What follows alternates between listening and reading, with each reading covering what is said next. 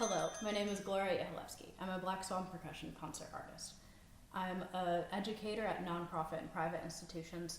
I'm a frequent guest artist at universities and conservatories, and I'm a freelance performer and composer. So today I'm going to talk a little bit about improvisation. In 2018, I gave a clinic at PASIC entitled Guided Improvisation, and it was a way of introducing a lot of different pathways towards improvising in the practice room, whatever your background, whatever your musical goals and styles. So I'm going to talk a little bit more about that in this video. Classical musicians spend the majority of their time interpreting the music of others. And even jazz musicians spend a lot of time transcribing other people's music and learning other people's compositions in order to develop vocabulary. But when do we ever just go up to the instrument and play? Most of our time in our musical development is time spent learning the music of others, but not finding our own sound. Historically, improvisation has been central to musical development and creation, including Bach, Liszt, Chopin, all of these classical giants in the Western world, through modern musicians, Hiromi, Yo-Yo Ma, Ravi Shankar, Evelyn Glennie, Erykah Badu, all of these people improvise, and it's very central to how great their music is. Music is a form of expression that can only be empowered through improvisation. Excluding improvisation from a musician's development at any level of education can be a disservice to that person's creativity and communicative abilities. As a very, very, very broad generalization, I know that there are people who exist outside of these descriptions and that all of this is totally a spectrum. We have two types of teachers. One type of teacher tells their students that there is a right way and a wrong way to do things, right? This is exactly how you hold the stick. This is the music you need to play. Like, you have to learn this music because it's like eating your vegetables. Or this is the career path that I expect you to take. Versus the teacher that gives the student a ton of freedom, allows them to explore their instrument, lets them make their own suggestions, and then pushes them along whatever direction the teacher wants them to, but leaves a radically open environment for the musician to explore. There are a lot of different ways of doing this as a teacher, but one example that I did recently with a student of mine was he was learning four-stroke roughs. He's a young middle schooler, and I just put up a Word document. It was a Zoom lesson, so I shared my screen, and I told him to list every possible sticking he could think of where you have four notes. So any combination of right and left in four places that he could come up with, and we just listed them, and we tried all of them. And what did this lead to? The same thing if I would have told him, oh, the best way to do it is either single stroking or single double with an accent, right? We got to the same conclusion, but he is much more empowered through this process, and he has authority over the sticking that he figured out on his own by trying all the others.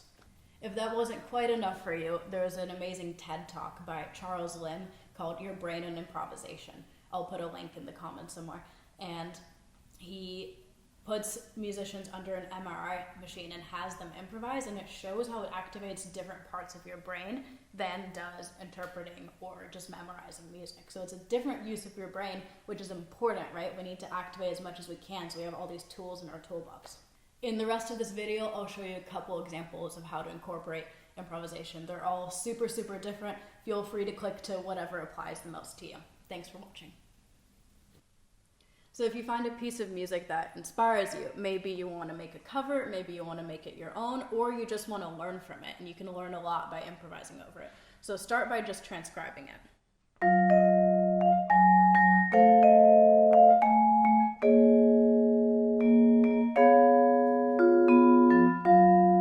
And then you have to know what the chords are so you can work your way around it. So we have a G flat major 7, and then we have an F7.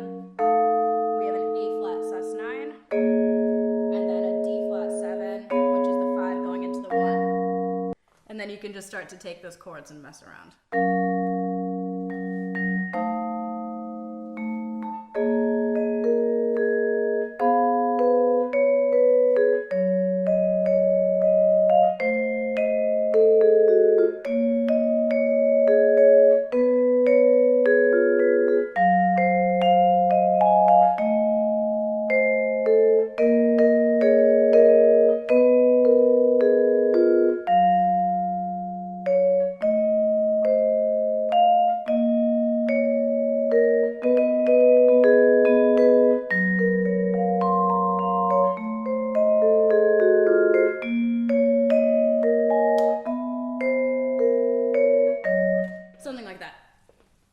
this one example I didn't prepare at all for because I want you to really, really see the spontaneity of it. So there's a trend in modern contemporary composition to take one instrument and explore what it can do, because in percussion we have so many sounds, and it's equally as interesting just to explore a snare drum for a while. Like I had a friend write a viola and snare drum duet, and all we did was just different textural sounds. I don't think the violist ever played the viola the way it's supposed to. And so as composers, we can really, really use these tools available to us. And I want to explore woodblock because this is probably going to be the hardest thing to come up with a variety of sounds with. And I always think that when I think woodblock, I think one sound, but I think there's more. So first of all, rattan is really useful because it bends, right? I'll get to that in a second. So exploring the different places where we can play the instrument. Here's our good playing sound, right? But why not explore all the different sounds available to us?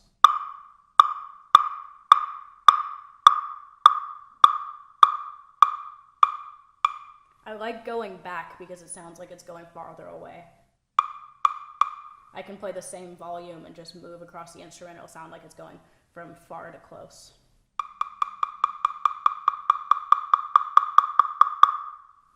I think that's a nice effect. I love using rattan, like I said, because it bends. You get this really, really cool bendy effect if you use that.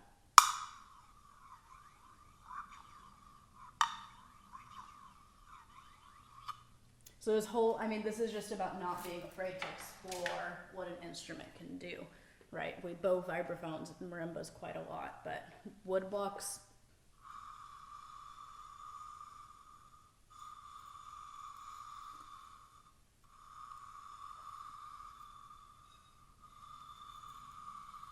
and just exploring the different spots where you can do that.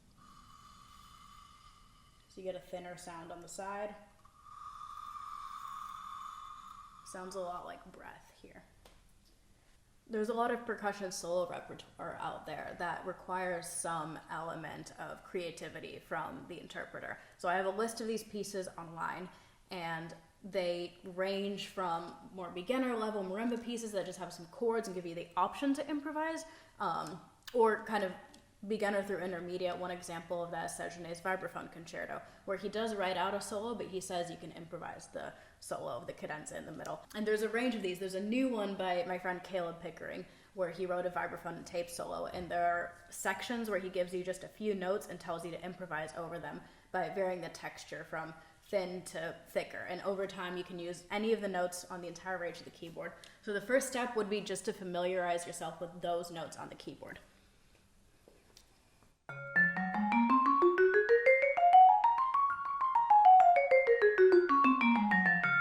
So you need to be able to reach all of them, right? And then you can think of combinations of them. So in this one, we have a G flat major triad and an F minor triad throughout, which is actually when I played the scale all the way up and down.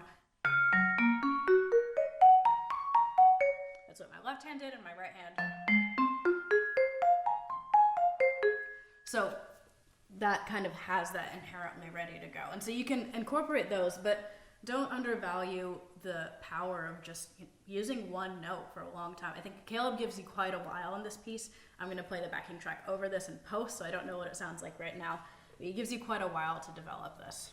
So I might start with something like communist campaign in Vietnam. Nonviolence and civil rights movement, like the shot to death legalized abortion majority in cases Texas and Georgia set. In Dallas, Texas, 3 shots were fired at President Kennedy's motorcade in downtown Dallas.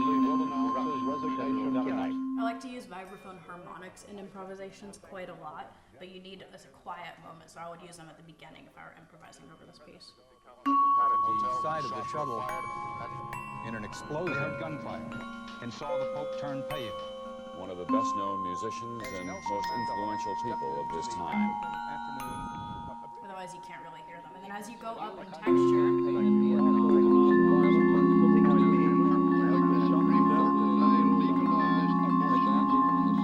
don't be afraid to use all those stickings that you learned in marching band, all those permutations and things. Those are incredibly useful. And colegno is not limited to rhythmic caprice, right? We can use that a lot here. violence at the Pentagon side of the shuttle in an explosion. Heard gunfire and saw the Pope turn pale. A big outbreak of a deadly Ebola virus. A car bomb today, all linked to the U.S. government building in downtown Oklahoma City.